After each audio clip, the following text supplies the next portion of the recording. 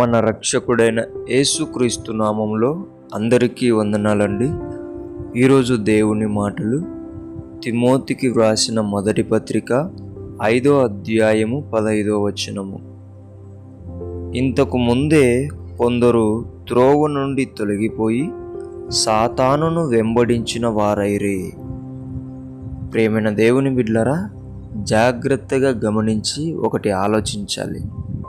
ఈ లోకంలో ప్రతి మనిషి కూడా ఇద్దరిని మాత్రమే వెంబడిస్తూ ఉంటారు. అది తెలిసి వెంబడిస్తూ ఉంటారు, తెలియక కూడా వెంబడిస్తూ ఉంటారు. వాళ్ళు ఎవరు అంటే, ఒకటి దేవుడు, రెండవదిగా సాతాను.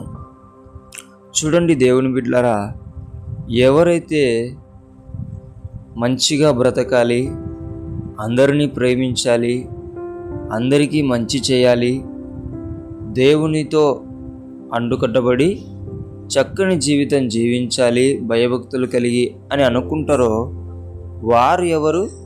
దేవుని సంబంధులు, దేవుని వెంబడించేవారు.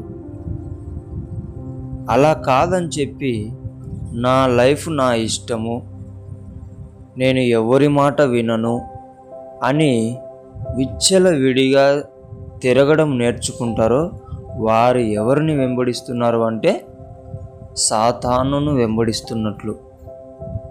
ప్రియమైన దేవుని బిడ్డలారా, ఇప్పటికే చాలామంది మూర్ఖముగా ఆలోచించి దేవుని మార్గములో నుండి తొలగిపోయి సాతానును వెంబడించిన వారవుతున్నారు.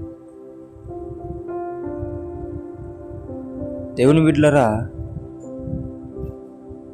ఎవరైతే లోకాన్ని ప్రేమిస్తారో, ఎవరైతే ప్రార్థన నుండి తొలగిపోతారో, ఎవరైతే వాక్యము నుండి తొలగిపోతారో, ఎవరైతే దేవుని సహవాసం నుండి, దేవుని సంఘములో ఉండే సహవాసం నుండి తొలగిపోతారో వారు ఎవరంట? ఎవరిని వెంబడిస్తున్నారంట? సాతానును వెంబడించిన వారైరి. దేవుని బిడ్డలారా, మంచి వ్యక్తులు నీతిమంతులుగా యేసు రక్తంలో కడగబడి దేవుణ్ణి వెంబడిస్తూ ఉంటారు. ఎప్పుడైతే దేవుడే వద్దు అని అనుకుంటారో వారి జీవితం ఎవరిని వెంబడిస్తుంది? సాతానును వెంబడిస్తుంది. ప్రేమైన దేవుని బిడ్డలారా, సమయంలో నువ్వు ఎవరిని వెంబడిస్తున్నావో ఒకసారి ఆలోచించు, జాగ్రత్తగా పరిశీలించుకో. దేవుణ్ణి వెంబడిస్తున్నాను అని చెప్పి నీకు తెలియకుండానే నీవు సాతానును వెంబడిస్తున్నావేమో. పరిశీలన చేసుకొని త్రోవ నుండి తొలగిపోయిన నీవు మళ్ళీ దేవుని త్రోవలోకి రావాలని దేవుని పేట మనవి చేసుకుంటున్నాను.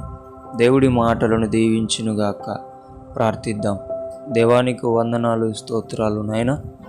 చాలామంది ప్రభువా నీ త్రోవ నుండి తొలగిపోతున్నారు. ఆ త్రోవలో ఉన్న సంతోషాన్ని పోగొట్టుకుంటున్నారు. అటువంటి బిడ్డలను దర్శించి మళ్ళీ దారి తొలగిపోయిన నీ త్రోవ నుండి వారిని మళ్ళీ నీ త్రోవలోకి నడిపించుకోమని యేసు నామములో ప్రార్థిస్తున్నాం తండ్రి. ఆమేన్.